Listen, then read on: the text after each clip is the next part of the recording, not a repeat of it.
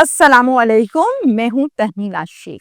ये तीनों खूबसूरत नौजवान लड़के जिनकी तस्वीर आप अपनी स्क्रीन पर देख रहे हैं, ये तीनों भाई इटली के नेशनल होल्डर हैं। इटली रहते हैं, वहीं पर सेटल्ड हैं और ये तीनों इटली से पाकिस्तान आए थे चौथे भाई की शादी के लिए। शादी की डेट्स रखी गई थी, भाई की शादी अटेंड करनी थी, तो तीनों इटली से इकट्ठे पाकिस्तान आए। ये टाइम था खुशियां मनाने का, जश्न मनाने का, मिठाइयां बांटने का। बदकिस्मती से ये सब कुछ तो ना हो सका, अलबत्ता ये खुशियां गमों में तब्दील हुई और इन तीनों भाइयों के जनाजे उठाए गए। इनको गोलियां मार कर कत्ल कर दिया गया। कोई एक भी भाई तीनों में से ना बचा। तीनों बेटों की मां सदमे से निढाल है, गुमसुम है, खामोश है, बुरी हालत में है। इनके कातिलों को पुलिस ने गिरफ्तार कर लिया है। अब जानना ये है कि इन कातिलों की इन लड़कों से दुश्मनी क्या थी, रिश्ते में ये कातिल क्या लगते थे,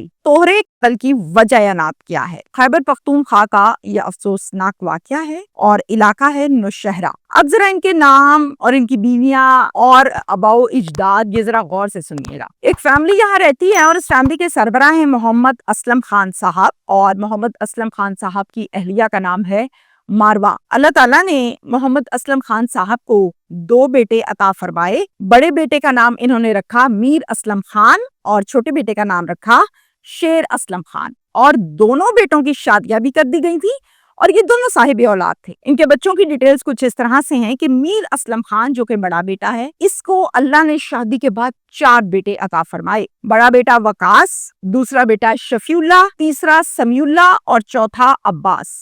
अब शेर असलम खान जो है छोटा भाई, उसके 3 बेटे हैं। सबसे बड़े का नाम है यावर, फिर उसके बाद मुंतजिर और फिर उसके बाद कदीर। मीर असलम खान जो है ये टैक्सी ड्राइवर है, यानी गाड़ी को ड्राइव करता है, और जाहिर है एक ड्राइवर की क्या तनख्वाह होती है ये सभी जानते हैं। शेर असलम खान एक बेकरी पर मुलाजिम है। अब ये दोनों भाई जो हैं वो हैंड टू माउथ हैं, यानी जो इनकी इनकम है वो यहाँ से आती है और यहाँ पर लग जाती है, मींस के पूरे हिसाब किताब है। दोनों बेटे अपने बाप को कहते हैं कि एक तो ये घर है जिसमें हम रह रहे हैं, बाप कहता है बिल्कुल, और इसके अलावा 2 प्लॉट भी तो हैं, बाप कहता है बिल्कुल है। कहते हैं आप उन दोनों प्लॉट्स को हम दोनों भाइयों में तकसीम कर दें, हम उन प्लॉट्स को बेचकर जो पैसे आएंगे उससे अपने कारोबार कर लेते हैं, अब तो बच्चे जवान होने को हैं। बाप कहता है बेटा मुझे कोई एतराज नहीं है, मैं देने को तैयार हूँ। और फिर बाप ने फौरन से वो दोनों प्लॉट एक बेटे को एक बेटे को एक दे दिया। अब मीर जो है इसने इस प्लॉट को बेचकर अपने सबसे बड़े वाले बेटे जिसका नाम वकास है उसको दुबई भिजवा दिया। जो खर्चा वर्चा हुआ वो इन पैसों से किया गया। ये बात है 2013 की, आज से 12 साल पहले।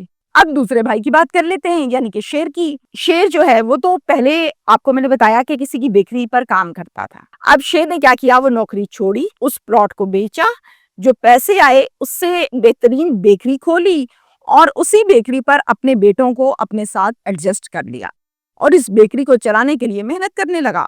वकास बहुत मेहनती था। वकास ने दिन रात मेहनत की दुबई में जाके और वहीं से अपने लिए रास्ता बनाया और इटली निकल गया। दुबई से इटली चला गया। इटली जाकर फिर दिन रात मेहनत की, खूब मेहनत की, वेल सेटल्ड हो गया, 4 पैसे जोड़ लिए और तो और अपने बाकी 3 भाई जो के नौशहरा में थे, पाकिस्तान में थे, उनको स्पॉन्सर किया, उनको वहां पर बुलाया, नौकरियों पर खड़ा किया और अपने पास इटली में उनको भी सेटल कर लिया। शेर असलम की जो बेकरी है वो कोई अच्छी नहीं जा रही, काम को इतना नहीं आ रहा, कस्टमर वहां पर इतना नहीं आ रहा। अपनी तरफ से पूरी कोशिश करता है लेकिन थक हार के एंड पर बेकरी को बंद कर देता है। अब बेटे जो बेकरी पर लगाए थे बाप ने, वो वापस मुख्तलिफ फैक्ट्रियों में काम तलाश करते हैं और नौकरी पर चले जाते हैं फैक्ट्रियों में। अब फैक्ट्रियों में क्या तनख्वाह होती है ये सबको पता है। अब ये सिलसिला चल ही रहा है, चारों भाई इटली चले गए, मिलकर काम किया, खूब पैसे जोड़े और पेशावर में एक खूबसूरत सा घर खरीदा, अपने वालिदैन को वहां शिफ्ट किया और उनके लिए एक प्यारी सी गाड़ी भी ली कि जिस पर वालिदैन को जहां कहीं जाना हो, जरूरत हो, इस्तेमाल करें, घर के बाहर खड़ी की। यानी बड़ा भाई उसके बेटे वेल सेटल्ड हो गए और छोटा जो है वो खुद और उसके बेटे हैंड टू माउथ ही रह गए। मीर खान अपने वालिद असलम खान से ये कहते हैं कि मेरे हालात बहुत अच्छे हो गए हैं, बेटों ने देखें कितना खूबसूरत घर बना के दिया है, اب آپ ابا جی میرے گھر آئیں اور یہاں پر شفٹ ہوں، یہ آپ کا دیا ہے۔ جبکہ اسلم خان یہ کہتے ہیں کہ نہیں بچے، میری زندگی جہاں گزری میں وہیں رہوں گا، میرا دل اب کہاں لگنا ہے نئے گھر میں۔ نہیں میر، میں پشاور تمہارے گھر میں نہیں جاؤں گا، میں نوشہرہ میں ہی رہوں گا۔ اب یہاں سے ذرا غور سے سنیے گا، سال ہے 2019 میں میر اسلم خان وہ بیمار ہوئے اور یہ بیماری ہی ان کی موت کی وجہ بنی، انتقال فرما گئے۔ جب میر اسلم خان دنیا سے چلے گئے تو ظاہر ہے ان کی جو اہلیہ ہے وہ اکیلی رہ گئی، بیٹے تو باہر سیٹلڈ تھے۔ اب والدہ شدید صدمے میں تھی۔ بیٹوں نے کہا کہ اماں ابا اس دنیا سے چلے گئے، گھر خالی ہو گیا ہے، آپ ہمارے ساتھ اٹلی چلیں، وہاں پر آپ رہیں تو زیادہ بہتر ہے آپ کی صحت کے لیے، آپ کا دل بہلتا رہے گا۔ ماں کہتی بیٹا میں شادی ہو کر یہاں آئی تھی، میں نے زندگی تمہارے باپ کے ساتھ یہاں گزاری ہے، میں یہ نہیں چھوڑ سکتی، میں نہیں جاؤں گی، تم لوگ چلے جاؤ، میرا دل نہیں مانتا۔ وقاص اور شفیع اللہ دونوں شادی کرتے ہیں، اپنی بیویوں کو ماں کے ساتھ اسی نئے خریدے ہوئے گھر میں ایڈجسٹ کرتے ہیں، چھوڑتے ہیں اور خود واپس اپنے کاموں پر چلے جاتے ہیں۔ اب میں آپ کو بتاؤں کہ 6 ماہ کے بعد، ہر 6 ماہ کے بعد یہ پاکستان آتے ہیں، پشاور میں اپنی والدہ سے ملتے ہیں، اپنے خاندان سے ملتے ہیں، اپنی بیویوں سے ملتے ہیں، خرچہ پانی اور تمام معاملات۔ والدہ تیسرے بیٹے کے لیے اب لڑکی تلاش کرنے لگتی ہے اور پھر تلاش کے بعد لڑکی ڈھونڈ لیتی ہے سمیع اللہ کے لیے۔ 1، 2، 3 جون کو شادی کی ڈیٹس فکس کر دی جاتی ہیں سمیع اللہ کی۔ 10 دن پہلے چاروں بھائی اٹلی سے آتے ہیں اس شادی کو اٹینڈ کرنے کے لیے۔ آ کر سب سے پہلے تو خوب شاپنگ کرتے ہیں اور 2 جون کو اس کا نکاح پڑھاتے ہیں، بارات ہوتی ہے، 3 جون کو ولیمے کا فنکشن ہوتا ہے، بڑی دھوم دھام کے ساتھ کیا جاتا ہے۔ پلان تو یہ تھا ان کا کہ شادی اٹینڈ کریں گے اور پھر 2 ماہ اپنی والدہ کے ساتھ رہیں گے، خاندان والوں سے ملیں گے، کچھ گھومنے پھرنے جائیں گے، پھر اس کے بعد واپس اپنے اپنے کاموں پہ اٹلی آ جائیں گے۔ 23 جولائی کی ان کی ریٹرن ٹکٹ بھی کنفرم تھی۔ 17 جولائی کو چچا شیر اسلم وہ کال کرتے ہیں وقاص کو، ان کا بھتیجا ہے، کال کر کے کہتے ہیں وقاص بچے واپسی کب ہے آپ لوگوں کی؟ تو وقاص کہتا ہے چچا 23 جولائی کو انشاءاللہ واپسی ہے، ٹکٹ کروا کے آئے ہیں۔ پھر آگے سے چچا کہتے ہیں چلو ٹھیک ہو گیا، ایسا ہے کہ کل آپ سب کی دعوت ہے میرے گھر، آپ سب نے آنا ہے، ہم انتظار کریں گے، مل کر بیٹھ کر کھانا کھائیں گے، میرے بھائی کی یاد بھی تازہ ہو جائے گی۔ وقاص کہتا ہے چچا میں ضرور آؤں گا،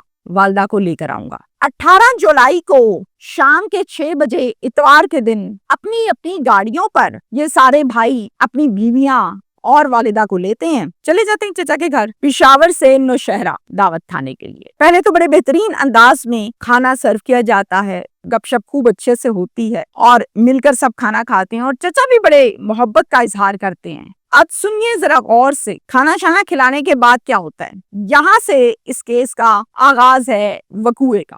شیر خان چچا ہے، کہتے ہیں یہ جو تم لوگ چاروں اٹلی پہ سیٹل ہوئے ہو نا، جو پیسے کماتے پھرتے ہو، یہ میری وجہ سے ہوئے ہو۔ بچے تھوڑا سا شرمندہ بھی ہوئے اور لحاظ کرتے ہوئے آگے سے بولے نہیں۔ دادا بھی اس محفل میں بیٹھے ہوئے تھے، دادا اسلم خان، وہ کہتے ہیں کہ شیر بھائی تمہاری وجہ سے کیسے یہ سیٹل ہو گئے بھائی، ان کے باپ نے محنت کی ہے، ان کے باپ نے صحیح فیصلے کیے، ان کو باہر بھجوایا اور وقاص نے محنت کی، باقی بھائیوں کو بلایا، تم کیسے بھائی، وجہ تمہاری کیسی ہو گئی؟ اگر تم نے ہونا ہی تھا تو تم اپنے بچوں کو سیٹل کرتے، تم غلط بات کر رہے ہو۔ اس پر شیر کیا کہتا ہے، ابا جی جب آپ لوگوں نے پلاٹوں کا بٹوارا کیا تھا تو جو مہنگا پلاٹ تھا وہ آپ نے بڑے بھائی کو دے دیا، جو سستا تھا وہ آپ نے مجھے دے دیا، ظاہر ہے اس کے پاس پیسے زیادہ آئے، میرے پاس پیسے کم آئے، وہ زیادہ پیسوں سے اپنے بیٹوں کو باہر سیٹل کیا، میرے پاس پیسے کم تھے، میں نے بیکری بنائی اور وہ بھی نہیں چلی۔ اب یہ جو لڑکے ہیں نا، ان سب کو میرا احسان مند ہونا چاہیے، میرا احسان ہے ان کے اوپر، قربانی تو میں نے دی ہے۔ ابا آپ نے ہمیشہ میرے ساتھ زیادتی کی ہے، وہ پیسوں کی بات ہو، وہ کپڑوں کی بات ہو، وہ کھانے کی بات ہو یا پیار کی بات ہو، ہمیشہ مجھے اتنا نہیں ملا جتنا ملنا چاہیے، اور بڑے بھائی کو آپ ہمیشہ وافر مقدار میں دیتے رہے۔ اصل وجہ آپ ہیں جو میرے بیٹے آج تک دھکے کھا رہے ہیں۔ دادا کہتے ہیں بیٹا نصیب اپنا اپنا، محنت اپنی اپنی، دوڑ اپنی اپنی، کس کو کیا ملا یہ اس کا مقدر ہے۔ یہیں سے آپس میں ان کی تل کلامی شروع ہو گئی، جھگڑا شروع ہو گیا۔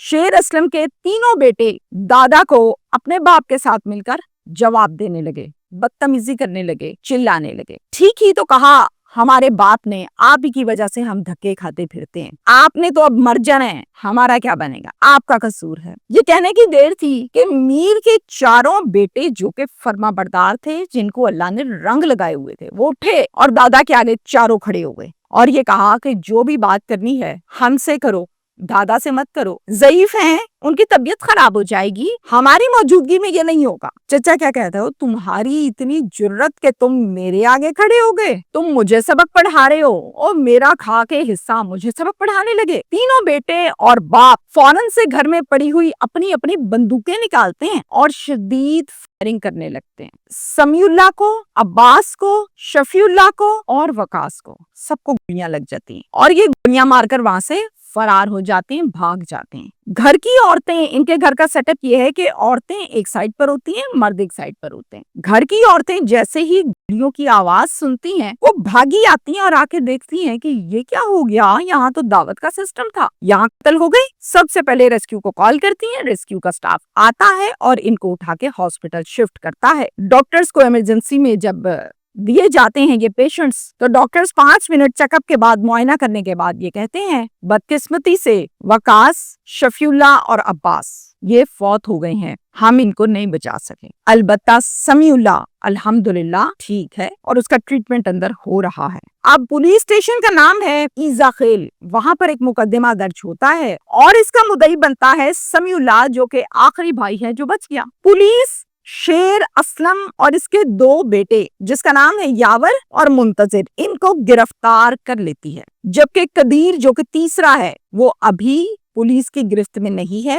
مفرور ہے. سمیع اللہ جو کہ مدعی مقدمہ ہے وہ کہتا ہے پولیس کو جلد از جلد قدیر کو گرفتار کریں, میری جان کو خطرہ ہے. اب ایک بڑا ہی دکھی قسم کا بیان دیا ہے سمیع اللہ نے. سمیع اللہ کہتا ہے ہم تو یہاں پر خوشیاں منانے آئے تھے, وہ خوشیاں ہماری غموں میں تبدیل ہو گئیں. میری والدہ 24 گھنٹوں میں سے 12 گھنٹے آکسیجن سلنڈر کی وجہ سے سانس لیتی ہے, اس کے بغیر اس کو سانس نہیں آتا, بیمار ہے.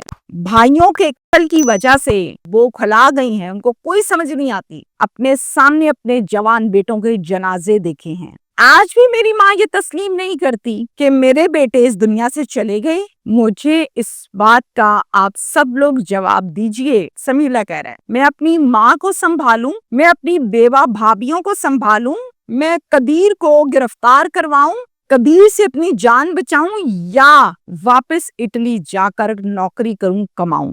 میں کیا کروں, مجھے کچھ سمجھ نہیں آ رہی. بہت تکلیف دہ, بہت دکھی بیان ہے. میری ذاتی اوپینین آج کے کیس میں یہ ہے کہ حسد اور لالچ کی وجہ سے 3 قتل ہوئے, اپنے سگے خون کو گولیاں ماری, موت کے گھاٹ اتار دیا.